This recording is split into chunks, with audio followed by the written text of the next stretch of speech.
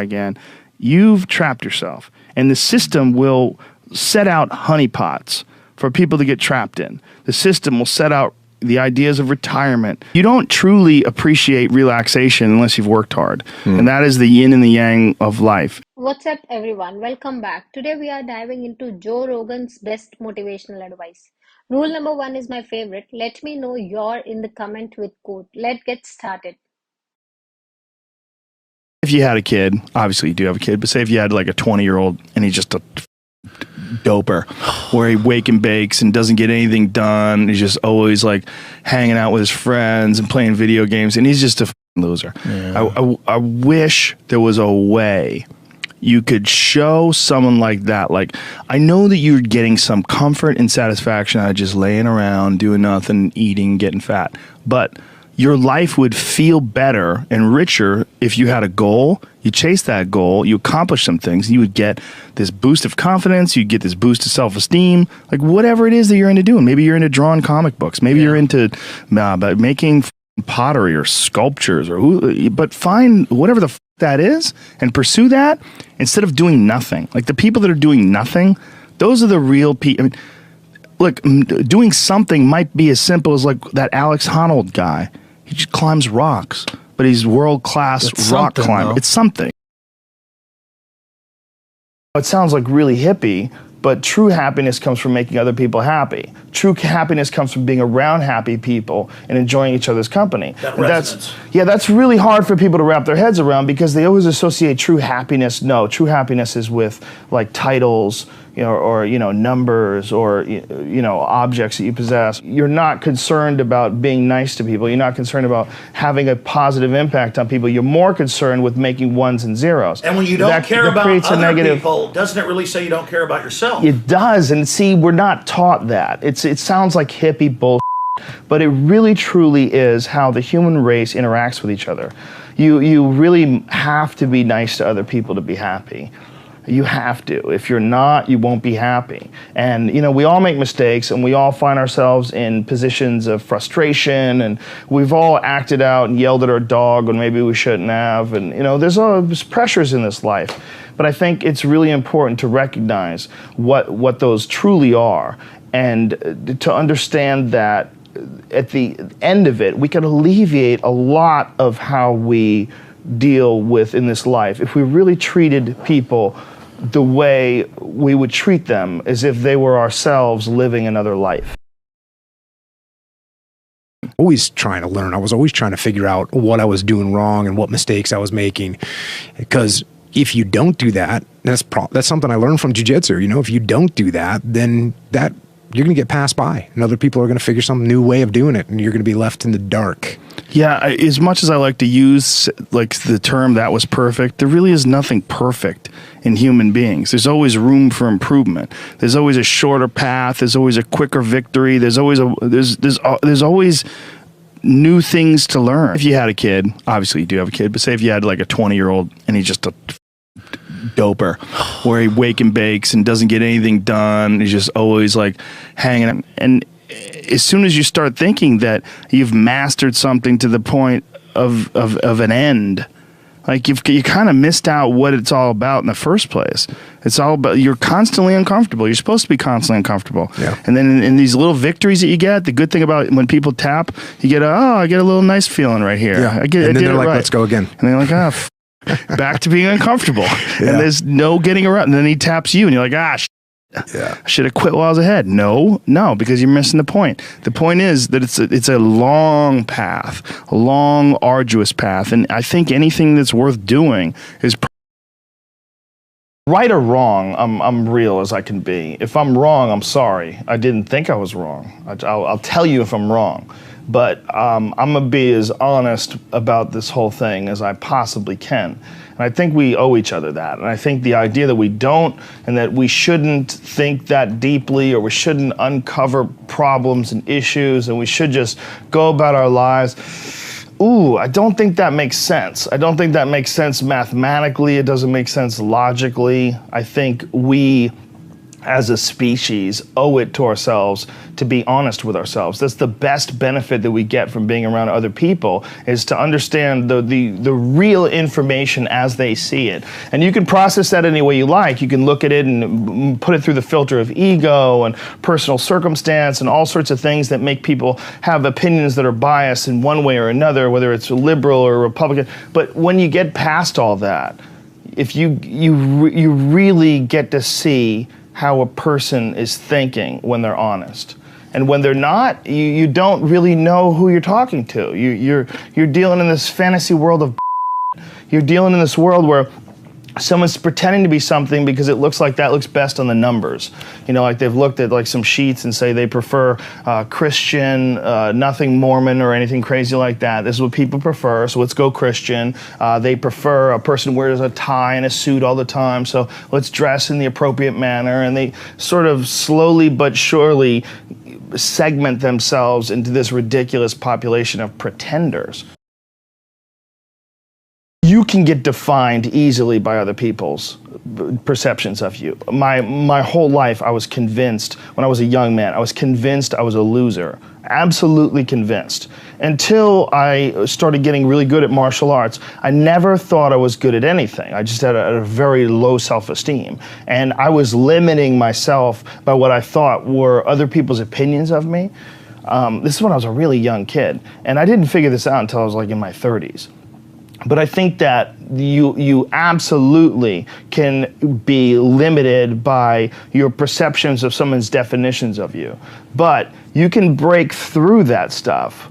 That's what you break through with discipline. That's where you break through with hard work and concentration and focus. And that's why it's so important to have like either a discipline or an art or something that you're trying to create or something that you're really focusing on. Because if you don't have like a point of focus as a human, I think it's very hard to get through this life and have an appreciation for true struggle. Because our physical struggle with what our bodies are designed for, the caveman of 10,000 plus years ago, our bodies are still designed for that. That physical struggle doesn't really manifest itself when you're sitting in front of a cubicle, you know, in front of a computer in a cubicle in this unnatural position all day.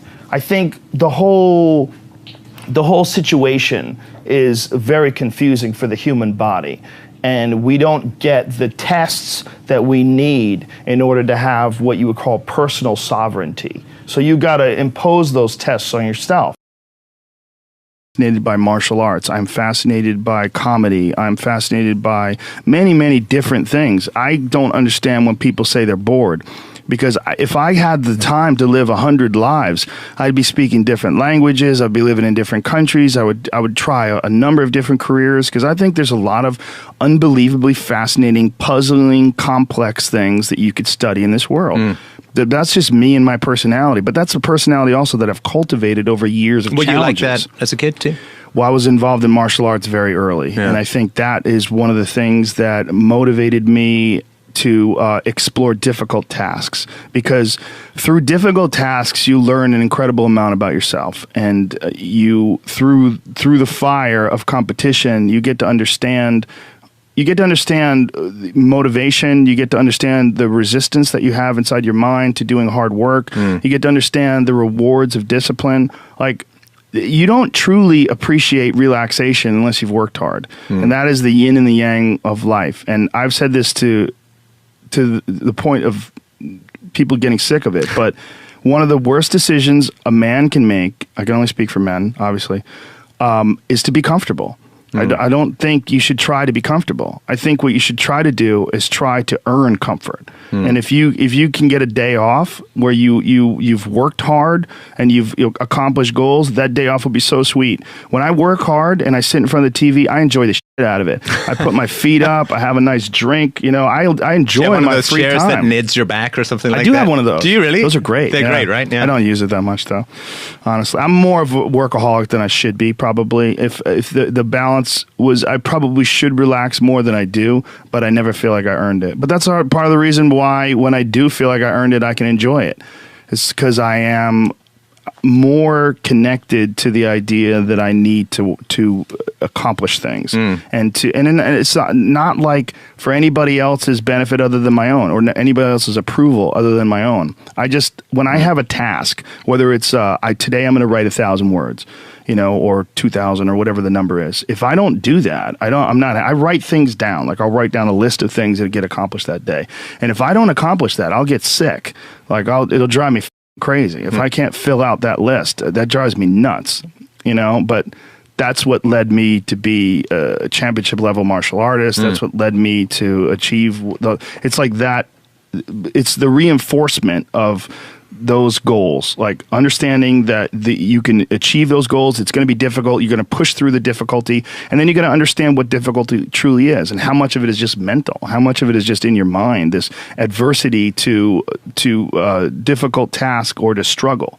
And a lot of people have that. They're scared. They're scared of complications. They're scared of failure. Failure is a big one that people are afraid of. But failure is one of the most important things you could ever have as far as like the motivation to do things differently.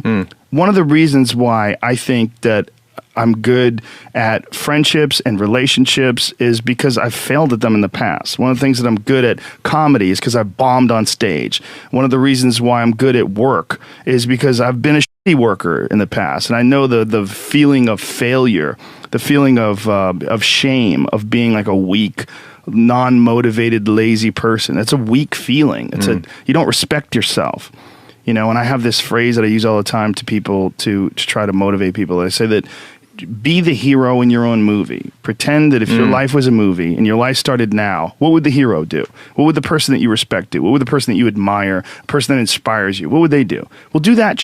And if you do that, you slowly build momentum. You today I did what I wanted to do. Today I started a class in yoga. I did this. I did all these things that I was saying I wasn't going to do. And now I feel momentum. And momentum is a very important point in people's lives. That's why some folks don't like to take days off, because they feel like they're losing momentum and they sort of have to restart the wheel up again after a vacation. When you're alone with your thoughts, you get an idea of what your thoughts actually are. If you live your life just acting constantly on the momentum of other people's expectations, of you wanting to be liked by these other people, you can run into a trap, and you set up a life that you didn't really want. You're trapped in this situation where you have a mortgage, you've got credit card bills, you got student loans you have to pay, you have a bunch of shit going on that you have to continue to feed. And all that, and especially if you have a family and you have to feed them, oh my goodness. Then you're fully locked in. You can't take any chances whatsoever. And oftentimes people make the mistake of getting stuck. And it is just a tactical mistake, just like it would be a mistake if you got stuck on a video game. Just like it would be a mistake if you followed a map incorrectly and you get stuck in the woods. Your life is certainly some sort of a journey. It's certainly some sort of a journey. And we have to all be aware that when we're making journeys, we're not going to always make the right steps. And sometimes you have to back up and try again. And if you're in a position where you can't back up and try again, you've trapped yourself. And the system will set out honeypots for people to get trapped in. The system will set out the ideas of retirement, the ideas of the golden years, providing you benefits, providing you a healthy work environment. Why? Well, because they want people to work for them. They don't want people to realize their own dreams and escape. And that's a pain in the ass. So you got to hire more people and train them. And they want to set it up so that you stick around. You stick around in some sort of an unsatisfying world. It's up to you to see that video game problem, to see that issue as it comes up on the map. And no, I think this is a right turn. To see all the problems that could potentially lay in front of you and calculate your future. And then also look around at all the people that didn't do it and look at the misery that they're in and learn that you don't want to be like them. And then look at the people that have kind of taken chances and navigated their way. What did they do differently than you? What objectivity do they have that maybe you lack? What insight into their own mistakes are they willing to delve into that you're not, that you step back and you go, I just don't want to look at myself that closely. But the person who's able to look at themselves the closest is going to get the more rational results. And there's a lot of folks that live life on a cushy cloud of marshmallows and bullshit.